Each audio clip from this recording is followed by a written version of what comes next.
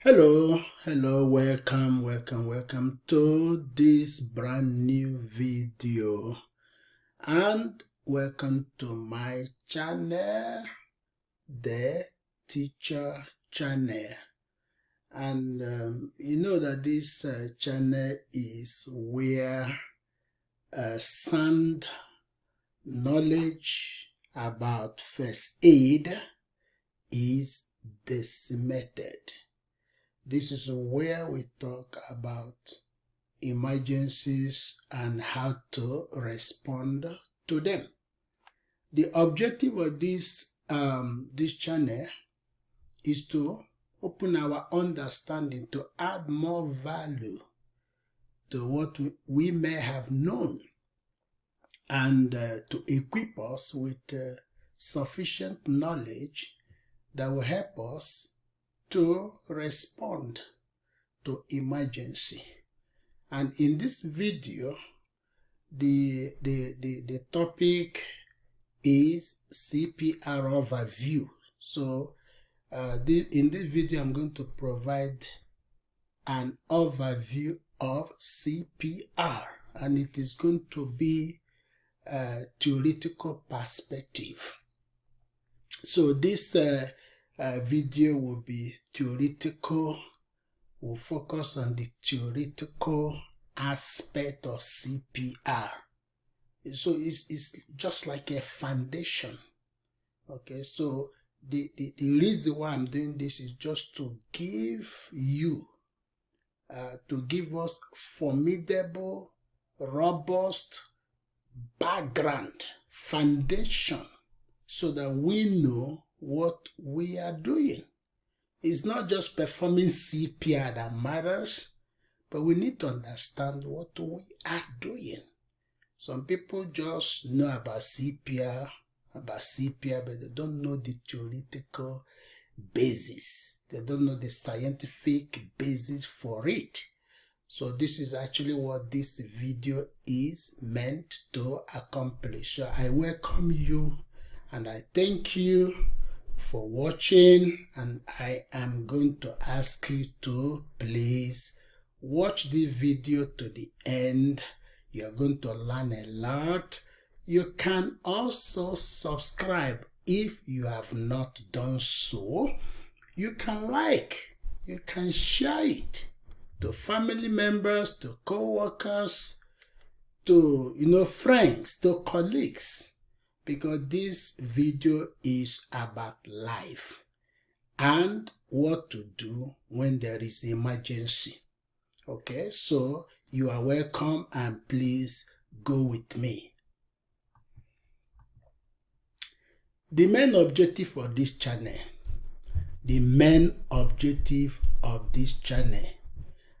to provide education on emergencies which require first aids. So that is actually the main objective of this channel. We are not here to talk about making money. Well, making money is important. Making money there's nothing wrong about it. Okay, we're not here to talk about fashion. We're not here to talk about beauty. We're not here to talk about politics. We're not here to talk about, many other things. We're here to talk about life, because life is precious. Life is number one. Okay, so, and this is the focus of this channel. Okay, so to provide the education on emergencies. And of course, you know that emergencies require first aid. Okay. Objectives. So this video, so the objective of this particular video, all right, at the end of this presentation, you will learn more about what the CPR is. Who should receive the CPR care? Okay, the objectives of CPR. So when you perform CPR, what is or what are the objectives? The components of CPR, when to stop performing CPR, the CPR steps, And finally, I'm going to talk about the attributes of high quality CPR. So what is CPR? CPR stands for cardiopulmonary resuscitation. Cardiopulmonary resuscitation. It is a kind of first aid given to someone whose heart has stopped beating normally. So CPR is the most appropriate first aid given to someone whose heart has stopped beating normally. Okay, so when somebody's heart has suddenly stopped, okay, the first aid to be given to such a person is called CPR, cardiopulmonary resuscitation. Who qualifies to receive CPR? So who do you perform CPR on? Who should be the recipient? CPR is an emergency care given to someone whose heart has stopped beating effectively. A person whose heart has stopped beating effectively is said to be in cardiac arrest, and that person who is in cardiac arrest qualifies for a CPR care. Okay, so a person in cardiac arrest, it doesn't matter the age, it doesn't matter the status, it doesn't matter the educational qualification or the position in an industry. As long as somebody is in cardiac arrest, that person qualifies to receive CPR. Possible CPR recipient. There are three prospective recipient. Okay, for CPR, there are three potential recipients for CPR. Infant victim. So who is an infant victim? An infant victim is someone who is younger than 1 year. Child victim, someone who is 1 year old until puberty. So from 1 year until puberty, that is a child. Adult victim is someone who has reached puberty, or someone who is going through puberty, or somebody who has already gone through puberty. So those are the three possible recipients. Okay, so at any point in time, the recipient of CPR could be an infant, the recipient could be a child, the recipient could be an adult. And those are the classifications, the demarcation, the milestones, how you differentiate one from another group. Objectives of CPR. Cardiac arrest results in a heart that will stop, that will not pump blood. So cardiac arrest results in a heart that will not pump blood. So whenever cardiac arrest happens to any person, the heart will stop pumping blood. And that will lead to deprivation of oxygen and nutrients to the cells of the body. So once the heart stops pumping, okay, the oxygen, the nutrients, and every other thing that the cells of the body need to keep moving, to keep functioning, will stop. So the cells of the body will no longer receive them. Cells, especially the brain cells, cannot survive for long without oxygen. So if the brain cells are deprived of oxygen in particular, They will not live long, they will not last long, and they begin to die. Overall objectives of CPR.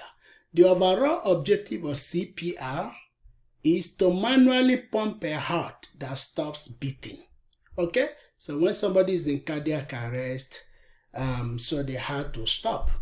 That beating will stop. No more pumping.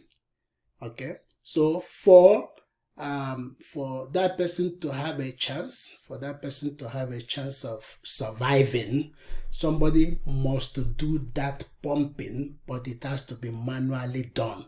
And that is actually what CPR accomplishes. Okay? Manually pumping on behalf of the person. The aim is to continue to circulate blood and oxygen for the person in cardiac arrest. The aim of CPR is to continue to distribute oxygen through the blood, okay, on behalf of the person in cardiac arrest. Components of CPR. So chest compressions. Chest compression is one of the components of CPR. Then breath. So there are two components. So whenever you perform CPR, there are two things you do. I'm talking about normal standard CPR. Chest compressions and then breath. Remember that the chest compression, see here. So when you compress the chest, you're actually pushing the blood for that person. And then when you give breath, you are introducing oxygen. Those are the two main functions. This one is the function of the heart. This one is the function of the lungs. So when somebody is in cardiac arrest, the heart will stop, the lungs will stop, and you know that the work of the heart is to push blood.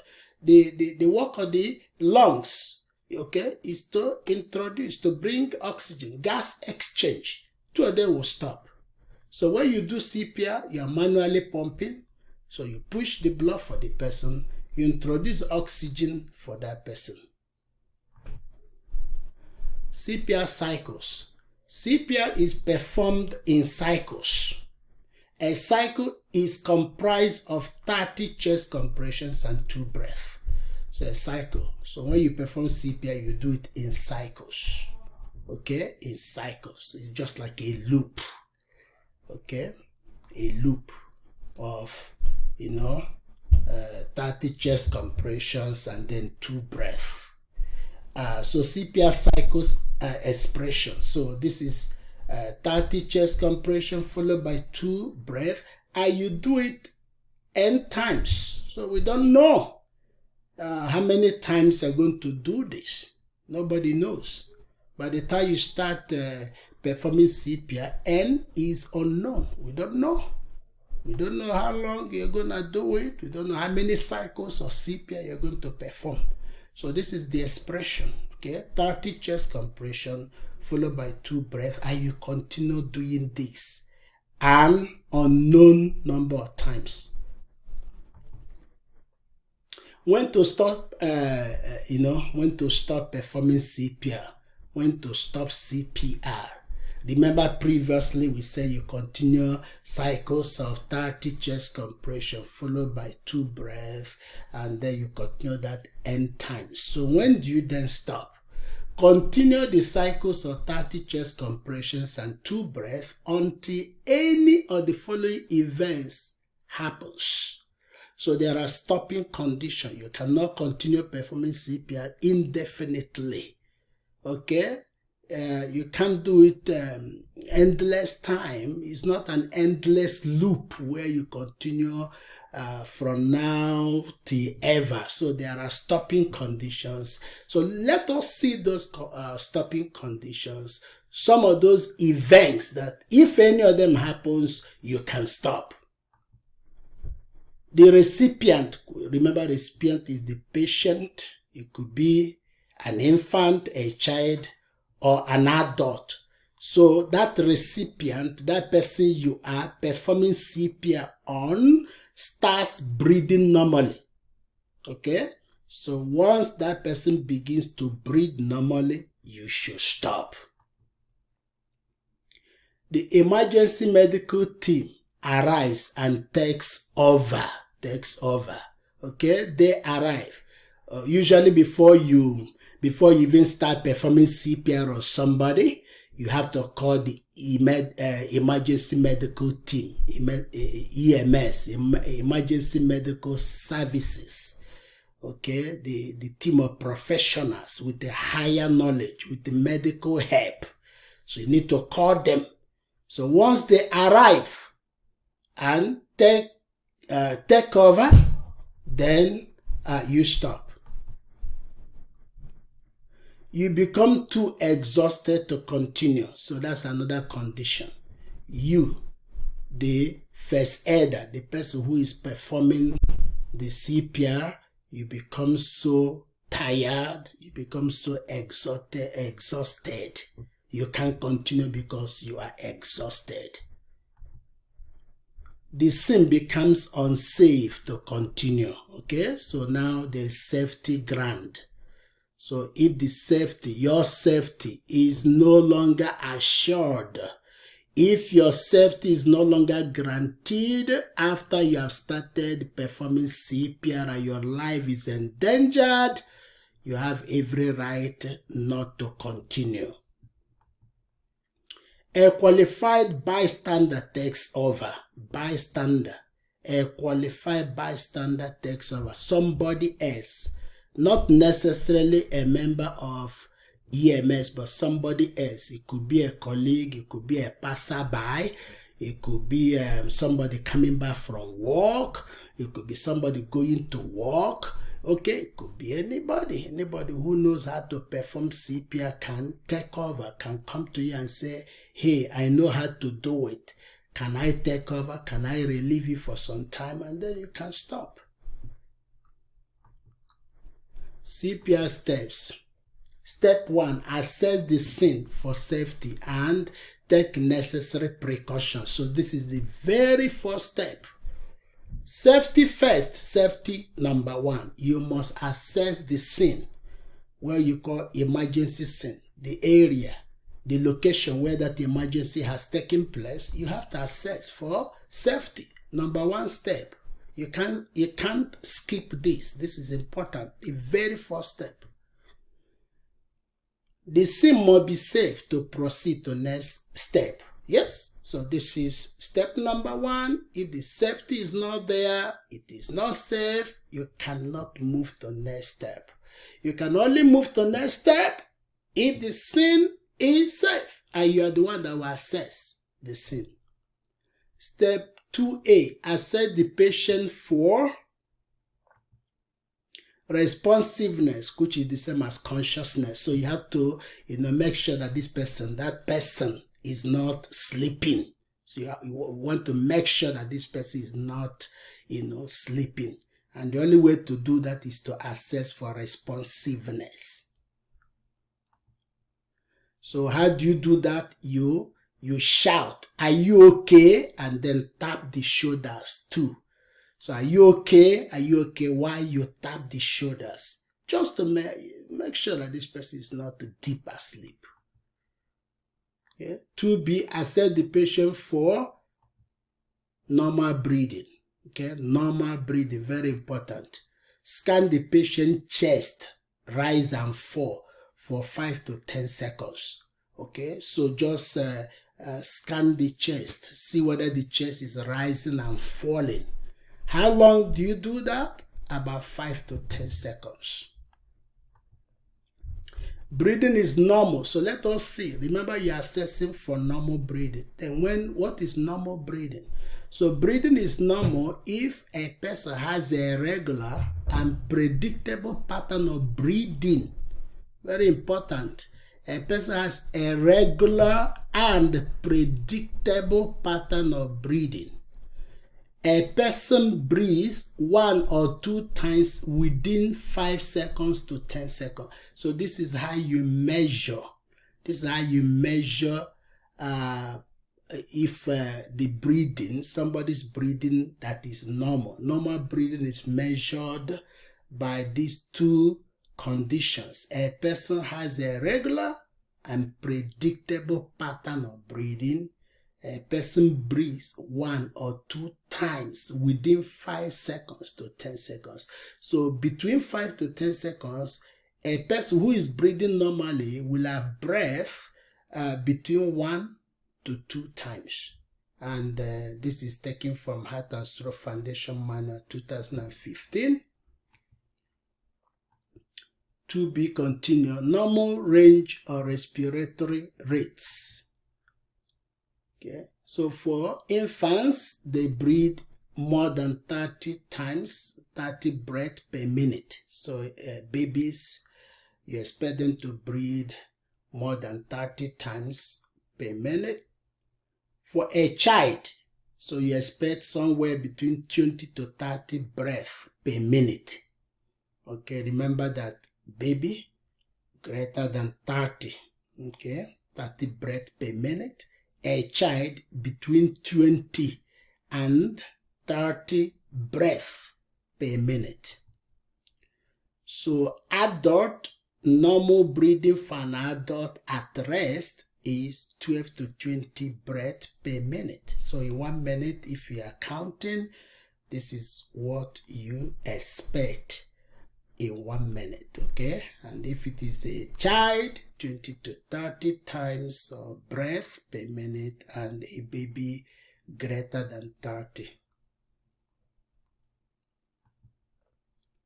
Step 3, assess the patient for normal pulse. Depends on provincial first aid mandate, okay? So pulse is optional.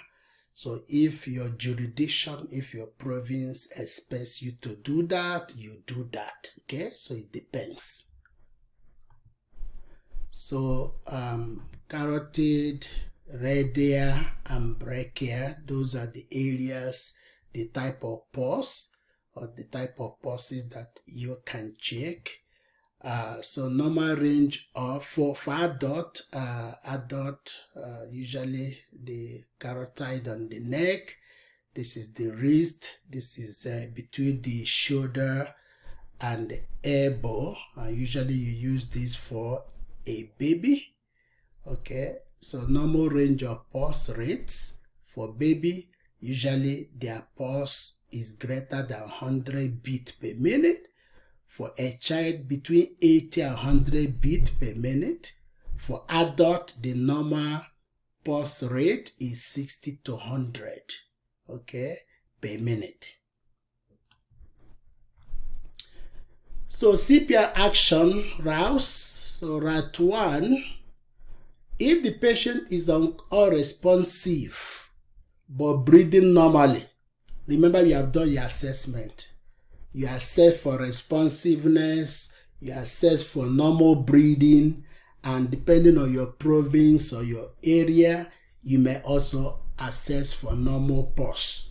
So let's assume that after the assessment, you have the following results. So you discover that the patient is unresponsive, but that patient is breathing normally.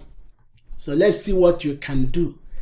Of course, you hear for nearby help because the person is unresponsive, the person is unconscious. Call 911 or local emergency number. Put patient in recovery position if needed. Okay? Stay with and monitor the patient until EMS arrives. So hear for help. Call 911 or local emergency number. Put the patient in recovery position if possible, if needed.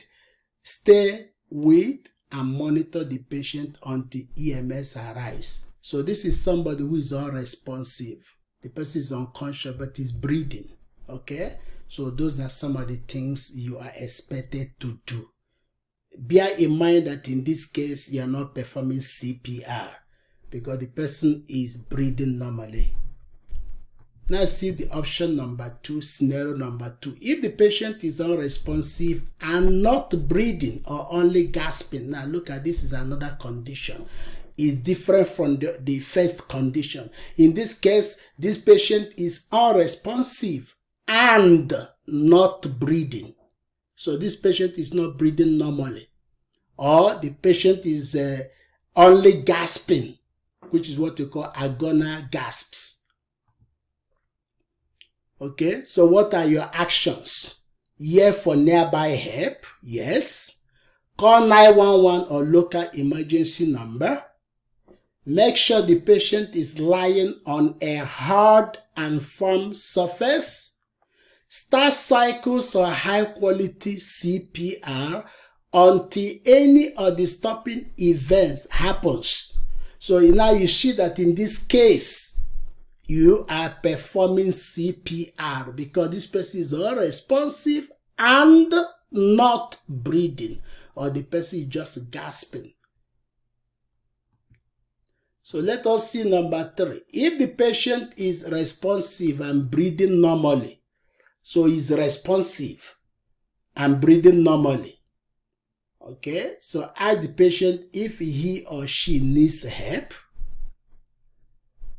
Proceed as necessary. Okay, so this person, the person is responsive and is breathing normally, so it's not really a very serious issue here. So ask the person if he or she needs more help, and then depending on the answer or depending on what you have assessed, the condition, you can now proceed accordingly.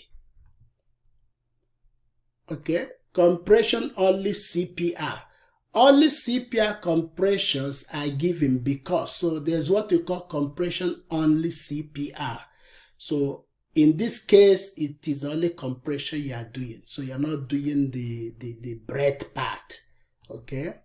So because a barrier. So when do you do this? Maybe there is no barrier, no pocket mask, no face shield, and you don't want to do mouth to mouth, so you're not comfortable doing mouth to mouth. Okay, so in that case, you can just compress the chest continuously, and maybe somebody will bring the barrier or give you something to breathe through. Okay, so that is one instance where you may want to do compression only, or maybe the person is generally persons are afraid of contracting an infectious disease, so that's why you don't want to do mouth to mouth. Okay, high quality CPR. A high quality CPR is the one that has the following attributes. So high quality CPR has some attributes. Attributes of high quality CPR: chest compression is hard and fast. Okay, compression is done at a rate of 100 to 120 per minute. Okay, so chest compression is hard and fast. That is the most important thing to remember when you perform CPR. It must be hard and fast. At what rate? 100 to 120 compressions per minute. Compression depth is, for an infant, at least 4 centimeters or 1.5 inches or 1/3 of the anterior posterior diameter of that infant. For a child victim, the depth of compression is at least 5 centimeters or 2 inches or 1/3 of the anterior posterior AP, which is diameter between the front part and the back and the back. So for an adult, the depth is at least 5 centimeters or 2 inches. So that is how deep you are expected to compress for that to be considered a high quality CPR. Now, number 4 is the chest must be allowed to recoil fully between compressions. So when you compress, you must allow the chest to recoil. The chest must return to normal shape. The heart must return to normal shape. Okay, before you compress again, allow it to return to normal shape. And this is very, very important because it is during the recoiling that blood flows back to the heart. So when you allow the chest to recoil, actually that is when blood returns to the heart for another push. This is important. So those 4 attributes are very, very crucial. They are very, very important. They limit interruptions to within 10 seconds. So from chest compression to giving breath and coming back to chest compression should not last more than 10 seconds. So you don't want to waste a lot of time. You need to pump the blood. The brain needs it. The cells of the body, they need the blood, the oxygen. So if you delay a lot, you are not doing this person any favor. Okay, so limit interruptions to within 10 seconds. Okay, so that's where we got it from. So performing CPR, knee beside the patient, locate the center of the patient's chest. If patient is an infant, use 2 fingers to perform the chest compressions. If the patient is a child, use 1 hand. If in doubt, use 2 hands. If patient is an adult, use 2 hands to perform the chest compression. Okay? So 2 fingers for a baby. 1 hand usually for a child, unless you are in doubt. If you cannot figure out whether this is a child or not, then use 2 fingers. But an adult usually use 2 fingers. Continue giving cycles of high quality CPR until any of the stopping event happens. Okay, so these are the the procedure. Knee beside the patient, then locate the center of the patient's chest, and then place the heel of your hand or the pad of your 2 fingers if a baby. Okay, and then continue performing high quality CPR until any of the stopping condition happens. So now giving breath. So open the patient airway. So you do head tilt, chin lift. So to give breath, you must open the airway. So you do what you call head tilt, chin lift. Okay, if an infant, so if the person is an infant, don't open the airway too high. Okay, open to the neutral or sniffing position only for an infant victim. Seal the pocket mask, so make sure you seal it, okay, so that the air, the breath will not be leaking. Or if you are doing mouth to mouth, you make sure you pinch the nostrils, okay, again to prevent the leaking, the breath to leak off. So you need to make it airtight, okay, seal it properly. Deliver 2 breaths over 2 seconds. That is 1 breath over 1 second. Watch for the visible chest rise. Only way to tell that breath inflate the lungs. So by the time you breathe, as you are breathing, you are actually watching the chest. Okay, your eyes are supposed to be toward the chest. You want to see that the chest rises when you blow. Okay. So don't just look at the face of the patient, look toward the chest and make sure the chest visibly rises as you blow. So thank you for watching. Thank you so much for watching. I believe you have understood the basis of CPR. Please bookmark this channel for more interesting topics. Bookmark it, okay?